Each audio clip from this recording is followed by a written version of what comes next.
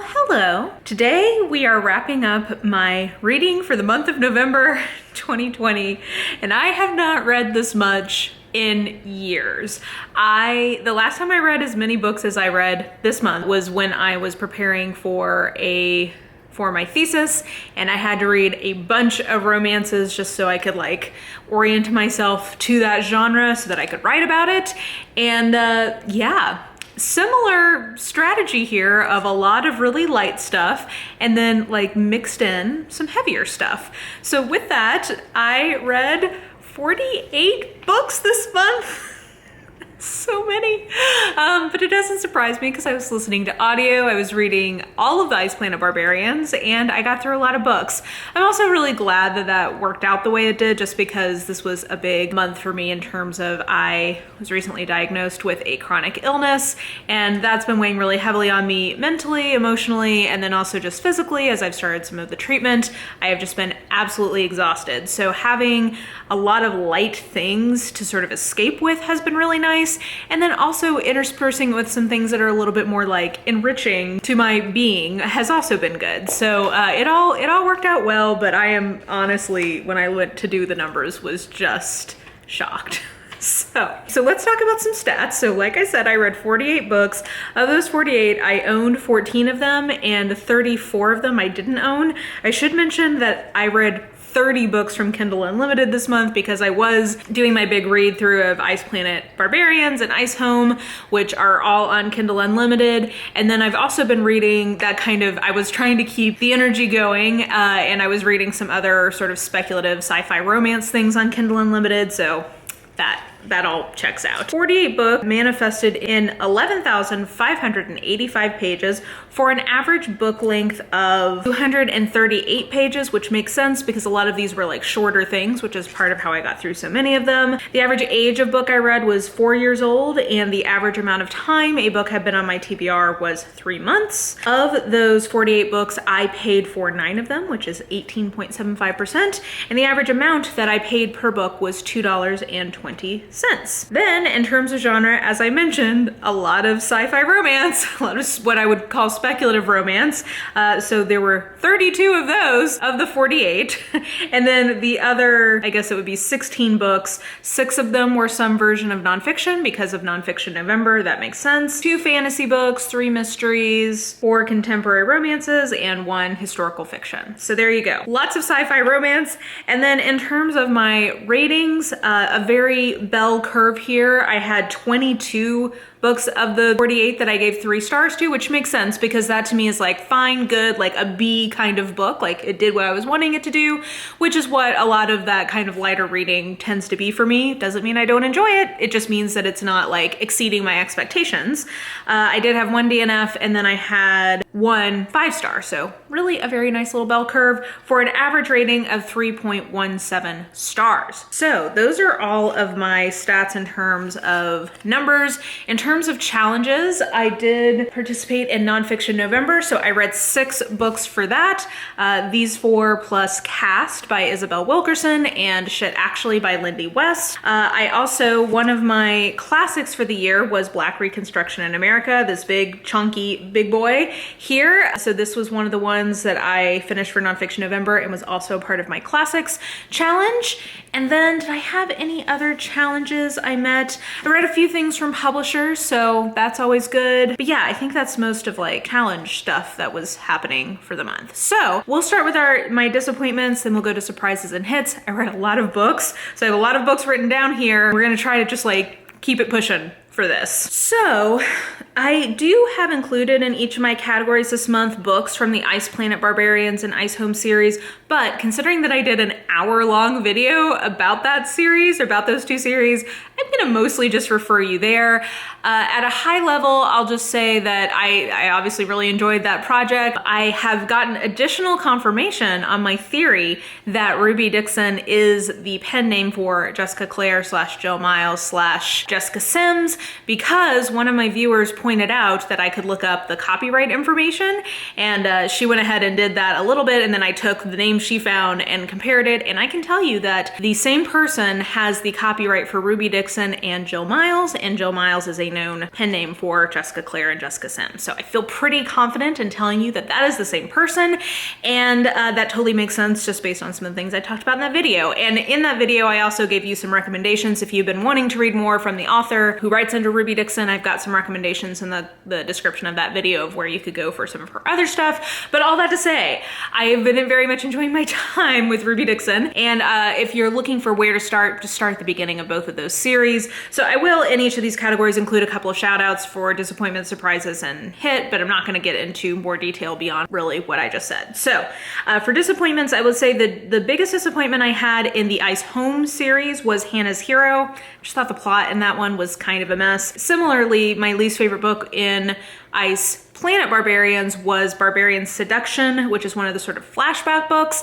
And again, I just felt, I really like the characters a lot, but the plot in that one just didn't merit a full book. It should have just been like a short story or a novella. So those were my disappointments in that series. Also with Ruby Dixon, I will mention that I started reading the Fireblood series, and I've read the first two, and I'll say the first one, Fire in His Blood, I didn't much care for. I had a lot of issues connecting with the characters, and I think it's because of the way the post-apocalyptic world sort of unfolds. The heroes in these books are descending into madness because they're basically a species of alien that has been forcibly ripped through some sort of like black hole situation and came to Earth and like destroyed it. And in the process of that, they all kind of went mad. And I'm really struggling to connect with some of these alien creatures because there's a lot of like them coming out of a state of madness. And I will say in the second book, I felt like that coalesced a little bit more and there was more of a plot I could really get my arms around, but I struggled with it in the first book. I only gave that 2 stars, and I don't know, I'm still not totally sure what my future with that series is gonna be. I may bail on it and not finish it. The completionist in me is like, I am so close to being caught up on every Ruby Dixon book at this point. I may just go ahead and push through, but right now I'm not wild about that series. I'm hoping that it'll grow on me. By the end of the second book, I felt like there was a lot more happening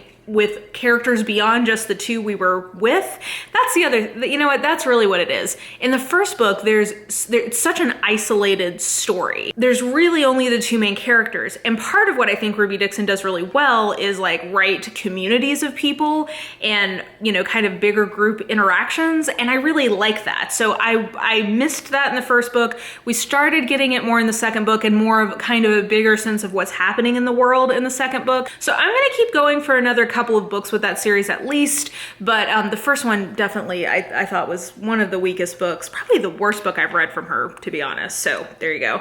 And then my other disappointment I was gonna mention, this is really disappointing, man. I gave this 3 stars. It's not bad, but The Hunting Party from Lucy Foley. I think what I am sadly, like with sorrow, concluding is that Lucy Foley and I have almost identical taste in setups for books. Like her premises and settings, I'm like, yes, this is all of my favorites. Like I love it. It's my brain candy. It's isolated close circle mystery setup, which I love. And it's like snowy, and I like her setups in both of the books I've read from her. And her writing is very, very nice. But we have opposite taste in character types and in plot devices, like in the actual tropes that are getting used in the books. We just don't have the same taste at all. So in the guest list, which I read last month or the month before, my issue in that one was the specific plot twist, just like happened to be some of my least favorites. And then in this one, it's the character types are some of my least favorites. She definitely writes more thriller than mystery, and I am somebody who prefers more of a mystery vibe over a thriller vibe. I think the other thing is, while the writing is very good, there's a very cynical point of view in them, which is common in domestic thrillers, and I just find it to be a little bit, I don't know, kind of just not very imaginative and kind of just boring. It's my same issue a lot of times with noir type books. it's just sort of an authorial tone that it's just not my favorite. So anyway, I'm just bummed. I mean, this isn't bad. I gave it 3 stars, but I'm not gonna read anything else from Lucy Foley, no matter how enticing her setups are, because I just don't think she and I are on the same page, and that's real disappointing. Okay, and then moving on to surprises. I had several of these that I wanted to talk about. So first of all, going back to Ruby Dixon, Barbarian's Beloved, huge surprise to me because it features a character who we met earlier in the series and is like kind of annoying earlier in the series because she's always crying. Well, come to find out, color me an asshole, because it turns out she has generalized anxiety disorder and she has been abducted from Earth and put on this ice planet with no technology, including no medicine for her anxiety. So like, of course she's crying all the time. So I love that as like a surprise and sort of a call out to my own like prejudices as a reader. That was fun. So that was a surprise. Should Actually from Lindy West. So this, I really love Lindy West's sort of just like vibe, her writing style, her authorial tone and sort of posture in her books. I've really enjoyed Shrill, and then, oh, I forget what last year's was, but it was really good too. It made my best of the year list. I forget the name of it, but it was basically a bunch of essays about sort of what it means to be a woman who was very known for being a feminist publicly online in the 2010s. Like, it was very well done book. Should Actually, I was expecting, so I knew it was about movies, and I was expecting these to be sort of like critical essays, but they're not really that. They're really sort of like fun, snarky movie recaps. And if you have seen the movie, then they are very fun. So like the titular one is Shit Actually, which is about Love Actually. And I thought that was like a really fun essay that I enjoyed. I liked that one. I liked Honey, I Shrunk the Kids. That was a good one. The Jurassic Park one, like she had a lot of them that I had seen and therefore liked. But as it went along, I started skipping the chapters where I hadn't seen the movie, because if you haven't seen the movie, you're not going to really get the jokes. And in some cases, I wanted to watch some of those movies. So it ended up, I gave it 3 stars because I think when it worked, I really liked it. But I think you should know going into it that it's not really essays, it's much more of a recap, which was not what I was expecting. So enjoyable, but I don't think like a super broad appeal or like isn't gonna connect to everyone, especially if you've not seen the movie she happens to pick to talk about. I did want to mention that I found Pursuing Happiness to be very good and a surprise to me. So subtitle is Reading American Romance as Political Fiction, and this is a literary study of romance I have been meaning to get to for a while. I really like the author Laura Vivanco. She has a blog that I follow, and I've read another book from her. So I think what Laura Vivanco does really, really well is close readings of romance texts and sort of like really drawing out the underlying thematic content. This book is no different than the other one I read from her. She just does that really excellently. I will say similarly to what I was saying about the Lindy West book, if you've not read the book, I think it's harder to really get into it. But for instance, she had a chapter that was a close reading of Simple Jest from Pamela Morrissey, and I thought that was excellent. The part of this that surprised me is that, you know, this maybe just I was surprised at my own elitism or my own assumptions about myself. I got the opportunity to live abroad for 3 years. I lived in Canada for 3 years, and the grad school I was going to was very purposely an international grad school. So like I was studying with people from every kind of person you can think of that was in grad school. And that was a very mind-opening experience for me in terms of understanding and defining Americanness more than I think you're able to when you're sort of just living and breathing it every day. I think one of the things that was said to me, and part of what surprised me about this, where I'm going to, is that she helped me unpack some other elements of my own Americanness that I had never really confronted in myself. But one of the things that was frequently said by non-American students was like, oh, Americans, like you guys are just so optimistic. And I always in my head was interpreting that as a positive thing, but in retrospect I realized that maybe it wasn't said wholly positively. And what this book really made me confront was that this idea of like optimism and that sort of like can-do spirit is not necessarily, like, it has good and bad things about it. And I think I had just never really thought about that. And specifically what she's arguing is that the popular romance genre has become so dominated by Americans because the genre has evolved to embody a lot of very distinctly American ideals, one of them being optimism. And that's part of why in American romances, the prevailing sort of way that genre has to work is that it has to end positively. And she was contrasting that with like earlier in the genre's development, particularly in the UK, that wasn't necessarily the case. And so anyway, all that to say, the reason this surprised me, aside from just like all the insight insights, like I underlined a bunch of things in this book that this had in terms of like how popular culture manifests political ideas. Like I think this does a really good job of breaking that down, but it also just surprised me being confronted anew of things that I forget sometimes are American values and not just like how I happen to be. Like it is a part of my cultural identity as an American. And I think especially because I'm not as surrounded as I once was by people from all over the world, sometimes I forget that. So I appreciated her reminding me to like have some awareness of some of my, you know, just essentially cultural, like we all are coming from a specific cultural milieu, and that colors just sort of how we think about things. So anyway, all that to say, I appreciated the reality check. And then finally, my last surprise I wanted to mention was The Black Jersey by Jorge Zapata Patterson. I wanted to mention this as a surprise for two reasons. One, I didn't realize that this was a work of fiction in translation, so that's always a pleasant surprise. It's nice to, you know, sort of, as we were just talking about, broaden our cultural horizons and get stories from different people writing in different parts of the world.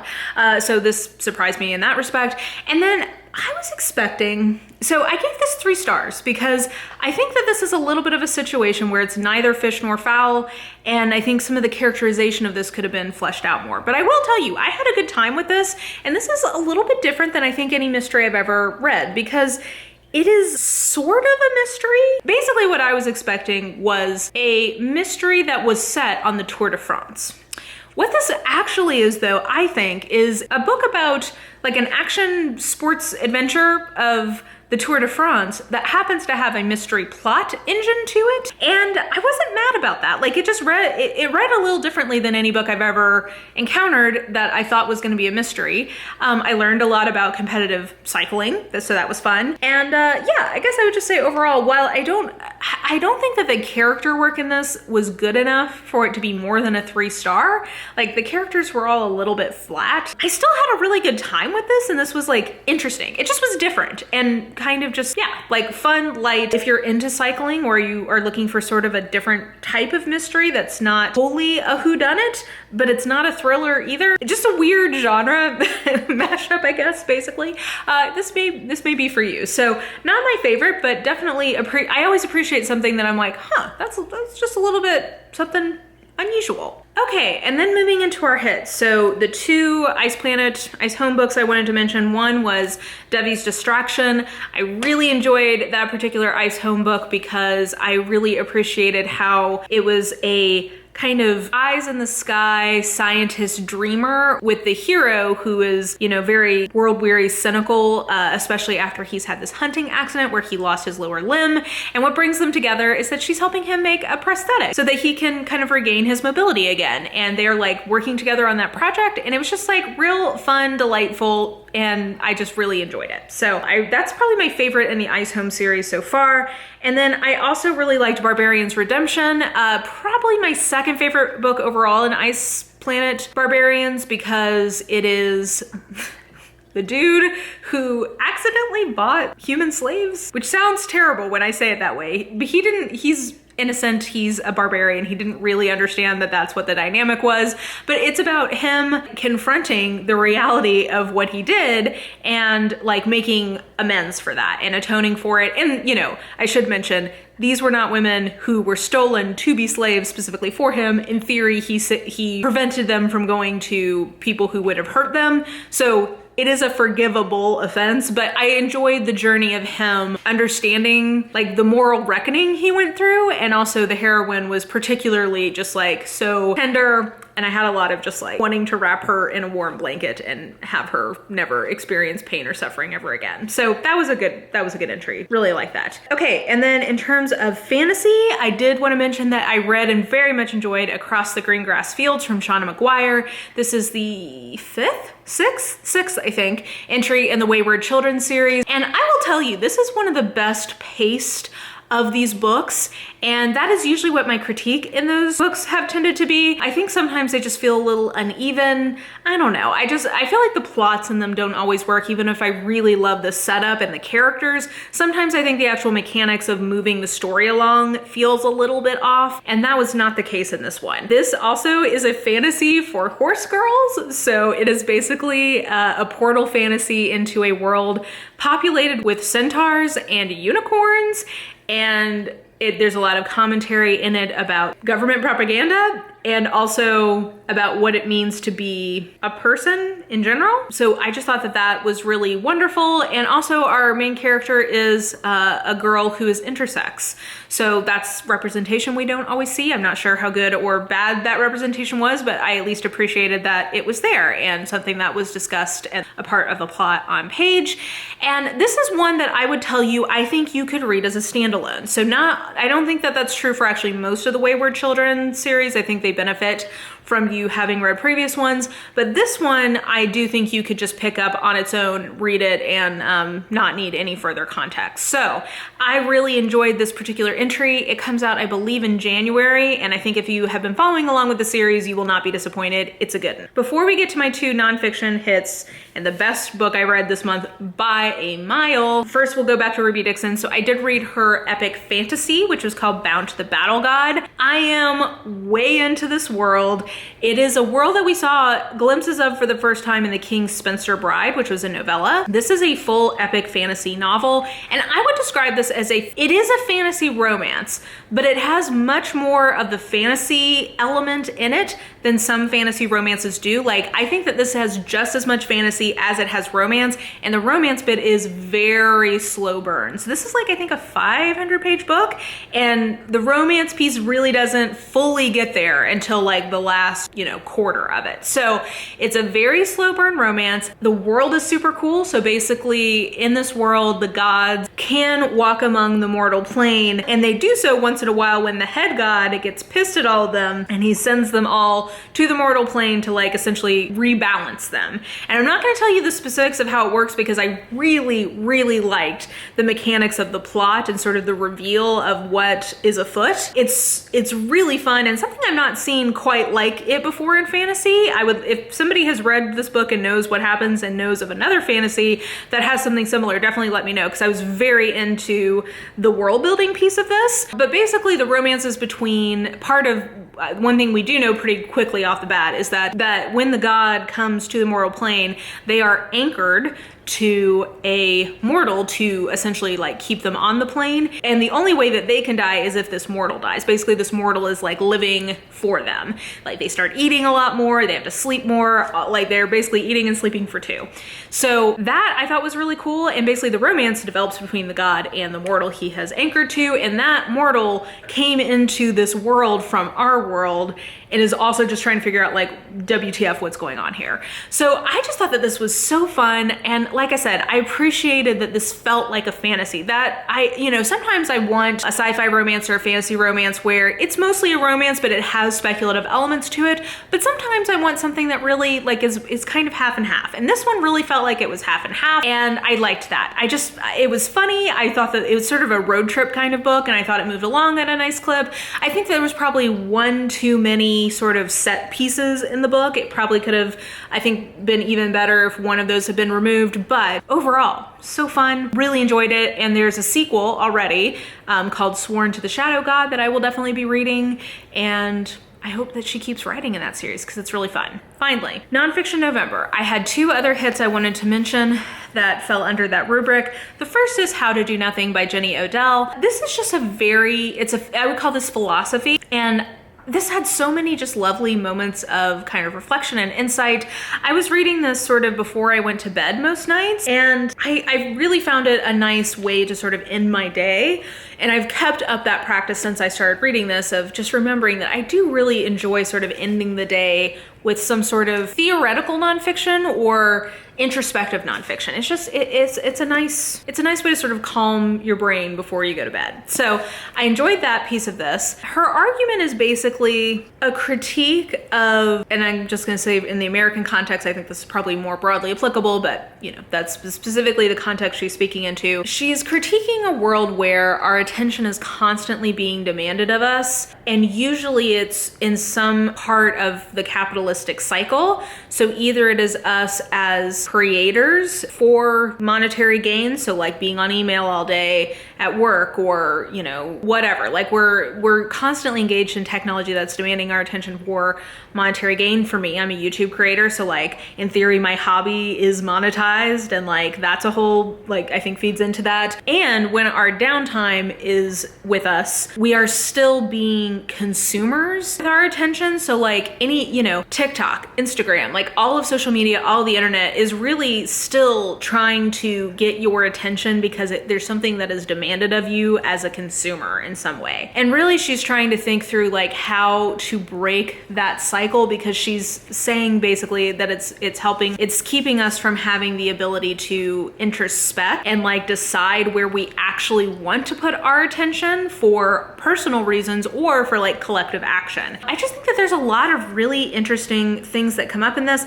I'd say probably my favorite chapter was The Impossibility of Retreat and The Anatomy of a Refusal. I had never heard of this philosopher called Diogenes, who is basically like a performance artist in the same era of Socrates, and he would do all these like outlandish performance acts as philosophy, and I'm so sad I'd never heard of him before. But also part of what she talks about in that is this idea of the margin for refusal, and how in theory as the 20th century and into the 21st century has evolved, like our margin for being able to refuse our time, attention, or energy has gone down and down and down, because a lot of the institutions that allow us to refuse things have also gone into decline. So things like labor unions, or I don't know, just anyway, I just thought that those two chapters in particular were very thought-provoking to me in terms of like what it means to say no to things. And it also really validated some of the practices I've taken up. I think particularly, for instance, with the recent election, because I had been primed ahead of time by certain news outlets and podcasts and stuff that I listened to, that there was very likely that we would not have a result for, you know, 5 days to a week after the election. I ahead of time chose to not pay attention to anything that was happening online. Like that was really when I was in the heart of my Ice Planet reading. And so I very purposely chose to not pay attention.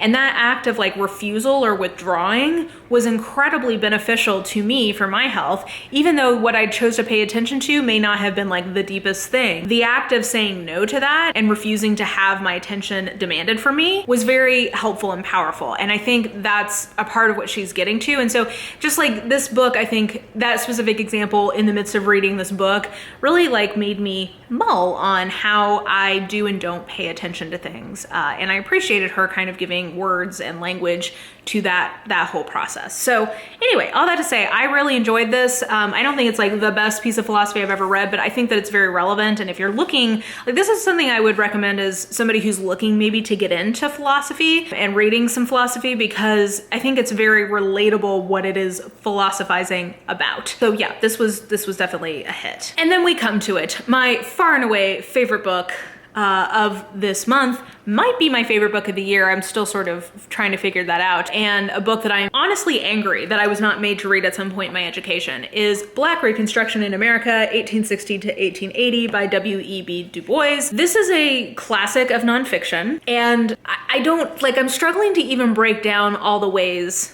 that I love this book. Like it's on so many levels, my love for this book. And I loved it so much that I bought a physical copy. I listened to it originally, and I'm re-listening to it and underlining things as I go, because this book, man, it is absolutely fantastic. Let's just start with it as a piece of historical nonfiction. The writing in this is beautiful, but still legible. Like it is, I would say, a slightly elevated prose. It's not like window pane prose. It is a more flowery style that was common. This was written in the 30s, so like that makes sense. The prose itself is beautiful, and it unpacks its argument, or sort of like unfurls its sails of argumentation so masterfully. I was not I mean, it said 1860 to 1880. I hadn't processed that this would start with like the first quarter of it is about the Civil War. And it's the best recounting, or like the most interesting recounting of the Civil War I've ever read. His insights into like things, I mean, just so many things that I had never learned about the Civil War before, in terms of how instrumental the Emancipation Proclamation was in keeping especially England out of the war, and like unpacking that.